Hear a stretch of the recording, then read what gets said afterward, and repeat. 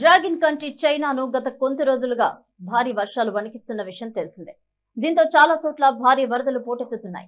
భారీ మొత్తంలో ఆస్తి ప్రాణ నష్టం సంభవించింది.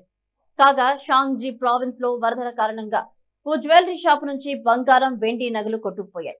దీంతో వాటిని వెలికి తీసేందుకు వీధుల్లో స్థానికులు ఎగబడ్డారు. ఇందుకు సంబంధించిన వీడియోలు ప్రస్తుతం సామాజిక మాధ్యమాల్లో వైరల్ అవుతున్నాయి. షాంగ్జీ ప్రావిన్స్ లోని ఉచి కౌంటీలో ఈ నెల 25న జరిగిన ఈ ఘటన ఆలస్యంగా వెలుగులోకి వచ్చింది. ఇక్కడ లావో ఫెంగ్జియాంగ్ లో నగల షాపును సిబ్బంది ఎప్పట్లాగే ఉదయం తెరిచారు. అయితే అప్పటికే భారీ వర్షాల కారణంగా ఆ ప్రాంతమంతా జలమయమైంది. చూస్తూ ఉండగానే వరద నీరు దుకాణంలోకి చొచ్చుకొచ్చింది. వరద ఉధృతి పెరగడంతో కళ్ల ముందే షాపులోని ఆభరణాలు, సేఫ్ బాక్స్ కొట్టుకుపోయాయి.